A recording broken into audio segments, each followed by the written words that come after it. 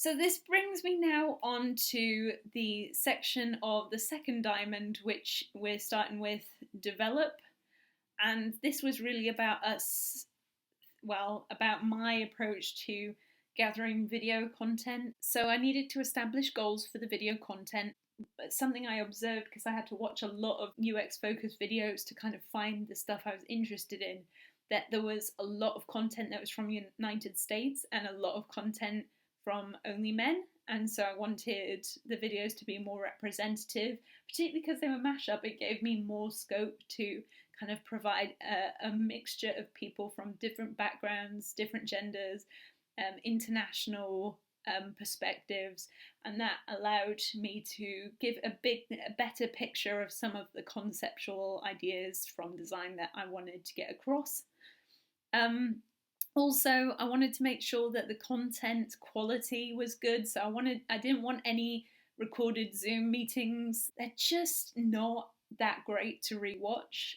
I also needed to make sure there were no flashing strobe visuals in the videos. The video must have a clear and compelling point, and that comes to, I needed to edit down to that clear and compelling point to make sure that I had good stuff for my mashups. Must have accurate subtitles. Loads of videos don't, and it just should be something that folks do now. I wanted to have wildcard content, so like things that seemed irrelevant on the face of it, but in fact were relevant. I also asked for content suggestions, so I did get a couple of suggestions from people as part of UX Brighton, and I was able to put one of those in. Based on the collection of videos I came up with, I was able to establish conceptual groupings. So the first one was emotions, manipulation and control.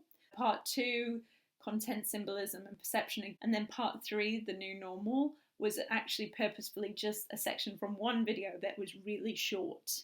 And again, why didn't I play that video? I don't know. That's the one thing that I really annoyed myself about. So moving on, still in the development section, there were some things I also needed to put in place in terms of contingency and mitigation. So contingency being, what if the worst case scenario happens and none of this technology works? Well, the contingency plan here was to make the videos available via direct link, and also to make sure that there was a schedule available beforehand. So, for example, if someone couldn't be in backyard, they could still follow along. One of the first things in the session itself was to make sure I linked to a Google Doc that had the full schedule, all of the video links in it. And I also included a full playlist of the videos that we used, but also all the original videos, so that people could go and revisit the full version of the original content as opposed to my extremely edited down key points that became part of the video mashups. So mitigation plans were things to try and help prevent issues ahead of time. So this included having a screen break, and this is to just counteract screen fatigue. So we made sure that was built into the schedule. Explain the software requirements beforehand, so we were clear about the fact that this was going to need to happen on a laptop, not on a mobile device. Create a feedback survey to support development. I mean, this is something that's so important, and it was really helpful to get feedback from people. So I then also made sure that I iteratively sort of tested what I was doing. So I did an initial test with someone who was co-organising, and then I ran another test where it was more like the real thing, where we tried playing the videos and then we tried playing the game, and testing that the starting and stopping the videos, that they would start and stop for everybody. Which is one of the cool things that was part of Backyard, is that I could play a YouTube video and it would play for everybody, but it wasn't screen sharing. It was kind of like a synchronized play, which was really cool. And then I tested that the chat links worked, and tested that the subtitles or the closed captions worked. Now we go on to the actual delivery of the watch party, and this is where, like, it blew my mind. I had such an amazing time. Like, I really, really, really enjoyed it. So the observations I had were that actually the controversial ideas in the mashups worked really well. So I did have this whole thing about kind of asshole designers, which was from ACM, which is one of the sort of major computing journals, or kind of international bodies, I suppose is a better way of describing them. and it was deliberately put in there to kind of provoke. And by including certain videos in the mashups, it wasn't that I was condoning them, but more that I wanted people to think about how these different approaches to the same issues were presented. So the kind of asshole designer presentation was all about dark patterns ostensibly, whereas that was presented alongside a much older video from Harry Brignall where he was talking about dark patterns, and that was one of the first times I think that that was talked about as a concept in UX. And it was again tapping into things that have been in the news recently because of the legislation in California about dark patterns and that kind of thing. And it was definitely like really helping me exercise those curatorial muscles, which I miss so much. I really miss curating experiences in art galleries. I will miss it for the rest of my life, I think. Big thing that was really super annoying was that I could not mute people while videos were playing, so I kept having to remind people to mute. It's something I really took for granted. I didn't put it in my requirements list because almost every single webinar tool or meeting tool, it lets you as the host mute everybody, but this was not something that Backyard allowed me to do. It was more egalitarian in that sense. So yeah, I think anything for a watch party, you need to be able to mute people because you need to be able to focus on the videos and not have any weird background sound coming through.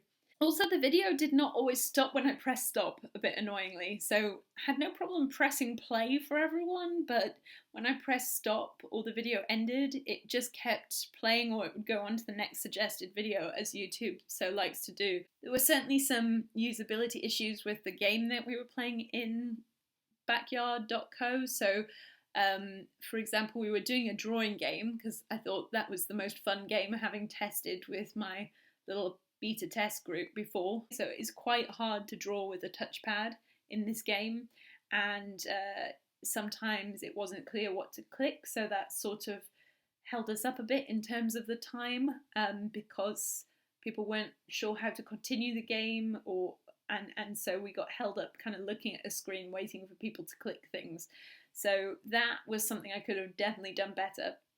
And it was sometimes hard to rein in the discussion as well because people got really into it. I think also there's the notion that I've touched on a little bit about needing to adjust from the original plan. So I originally was going to have a break after the first video, but people were really into it and they wanted to keep going, and I could feel, because the webcams were on and I'd asked people to keep them on, I could feel the energy in the room a bit better and felt like, no, people want to keep going. They want to keep engaging with this content. We're just getting warmed up here.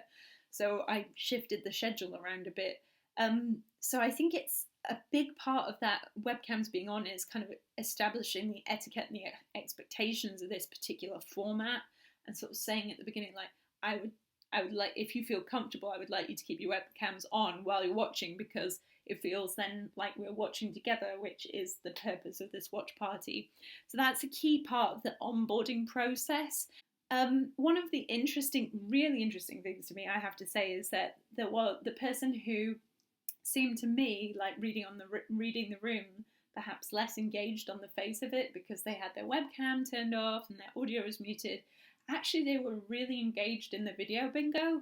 It's great that someone really went through and paid attention to that, and then they came on the microphone and let me know that they had managed all of the bingo matches. And so then I was able to kind of cherish that person's version of interaction. And I think we did really co-create some fantastic knowledge through the discussion, through the act of discussion, and through sharing sort of additional information that we had from our practice about the videos or about some of the issues that were discussed in the videos. Moderation worked quite well. I was able to multitask and run the technology while I was moderating the discussions. There were some challenges about sort of certain people kind of dominating the discussion. And I think this is always a challenge when you're facilitating, is trying to be mindful of who is taking up the most auditory space. Yeah, I think we managed to keep it pretty balanced, but there were some people I would have liked to hear more from. So the feedback, we got some really positive feedback. Respondents liked the use of video to stimulate the conversation. Folks said they would come back and they would recommend going to a watch party, so that's really exciting. They like the mashups of different videos, and I think that is something that really helps to keep attention going, because you just don't know what's going to come next. Kind of like a video pick and mix. The negative was that there were some issues with the sound interference. That's almost certainly to do with the muting. There were issues with the UI and the drawing game app. We should have watched the last video. I keep saying that, we really should have. And better timekeeping. What would I do differently next time? Well, as you can guess, play the final video, use a timer for the discussions and the activities. I'd ask attendees to suggest video content in future, because I think that helps with buy-in, is if people can suggest some video content.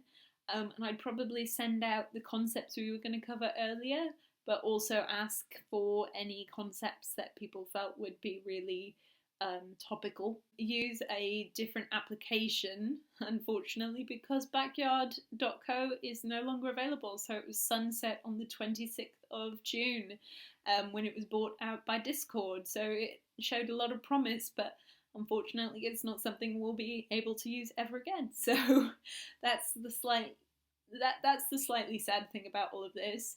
But I'm so glad that we managed to fit in such a thorough and exciting beta test of the software while it existed. And yeah, as I say, I've taken so much learning forward through this experience. So I'm very, very glad that we did this.